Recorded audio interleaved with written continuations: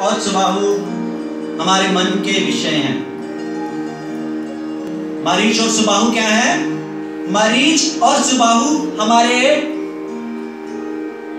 मन, हमारे विचारों में घुसने वाले विषय हैं। कभी वो कानों से प्रवेश करना चाहेंगे, कभी वो आंखों से प्रवेश करना चाहेंगे, कभी वो स्पर्श से प्रवेश करना चाहेंगे, कभी वो इस जीवा से प्रवेश करना चाहेंगे ये विषय। लेकिन ये मरीच और सुबाहु घुस नहीं पाएंगे। कब? जब हमारी यज्ञशाला के हर दरवाजे पर राम और लक्ष्मण होंगे। शब्द ब्रह्म और पार ब्रह्म, दो चीजों का हम सहारा लेंगे। जब शब्द ब्रह्म का और पार ब्रह्म का, दो चीजों का जब हम सहारा लेंगे तो हमारे एक एक द्वार ये यज्ञशाला ही है। और मरीच सुबाहु हर दिशा से घुसने की कोशिश करते हैं, लेकिन हर दिशा से जब इन्हें राम लक्ष्मण मिलेंगे तो यज्ञशाला में घुस नहीं पाएंगे। विश्वामित्र जी यज्ञ कर रहे हैं और यज्ञ करते समय उनका ध्यान कहाँ है? विश्वामित्र जी का राम लखन। वो हमेशा ही अपना ध्यान राम लखन रखते हैं। अब यहां पर एक और बात, यहां पर भगवान राम जी को विश्वामित्र जी ने एक विद्या भी सिखाई, बला और अति बला, जिसमें भूख और प्यास नहीं लगती। अब आप सोचेंगे भूख और प्यास नहीं लगती, क्या ऐसी विद्या हो सकती है? मैं कहता हूं 100% होती है। हमारे वेदों में मंत्र हैं, हमारे वेदों में ऐसे रासायनिक फार्मूले हैं जिनकी 6000 पांडुलिपियां 60,000 पांडुलिपियां नासा ने संभाल के रखी हैं। और उन्हीं को आधार मानकर जो एस्ट्रोनॉट होते हैं ऐसी एक बस गोली खाते हैं, बस भूख लगती ही नहीं। अगर सोचो लगती हो तो शौच आदि व्यवस्थाएं, कई चीजें हो ही नहीं सकती। वहां पर कुछ खा नहीं सकते। क्यों?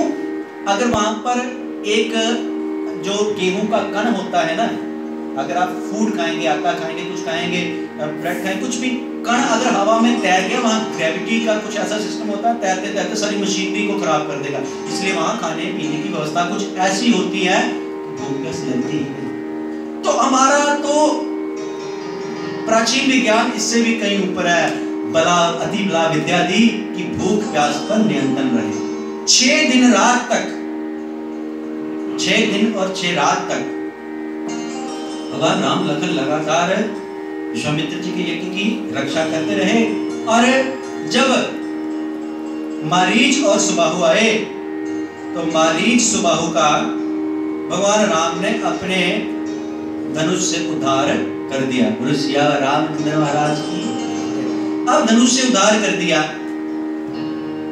अब इतने में यज्ञ भी बढ़िया चल रहा है तो पत्रिका आ जाती है स्वयंवर की। किनके? जानकी जी के। कहां से आई? जनकपुरी से। अब जनकपुरी से पत्रिका आती है तो बड़े राजा हैं, तो राजा लोग क्या करते हैं? धर्मी राजा हैं, फिर जनक धर्मी राजा हैं, संतों को बुलाते हैं अपने कार्यक्रम में। किसको बुलाते हैं? संतों को बुलाते हैं कि संत आएंगे, आशीर्वाद देंगे तो जीवन बढ़िया चलेगा।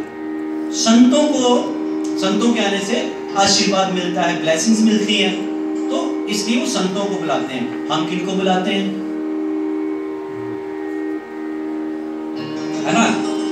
तो उसमें भी कहीं झगड़ा चल जाता है, कहीं फसाद हो जाता है, कहीं मारामारी भी हो जाती है और लक्ष्मी की बेअदबी हो रही होती है, पैरों के नीचे डल रही होती है।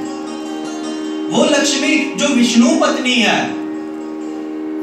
धन कमाना बुरा नहीं है, ये बात याद रखना। हम तो कहते हैं खूब कमाओ, पूरे जोश से कमाओ, लेकिन होश से उड़ाओ।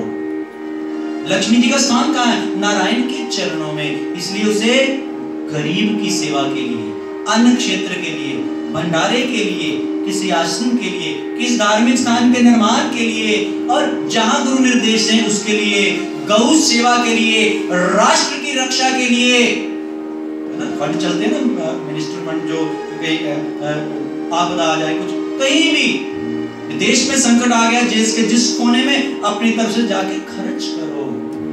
ये नारायण की सेवा के लिए है लक्ष्मी, ना कि उड़ाकर पैरों में गिराने के लिए। इसलिए लक्ष्मी का अपमान ना करें। बड़ा दिल करता है किसी के सर से घुमाकर ये शगुन है हाथ में दे दो, गाने वालों के हाथ में दे दो। बजाने वालों के हाथ में दे दो, कहीं दिया जल रहा वहां रख दो, कहीं बड़े बुजुर्ग हैं बैठे उनको दे दीजिए, लीजिए महाराज जी कहीं धर्म कार्य पर खर्च दो, दादा दादा कोई हो, बाबा जी ये किसी धर्म कार्य में दे देना, लेकिन पैरों में नहीं रहना। ठीक है, अपना अपना विचार है, अगर सहमत है तो हम ठीक है, जो सहमत है वो इसका अनुसरण करें, जो नहीं है उन्हें हम कह नहीं सकते।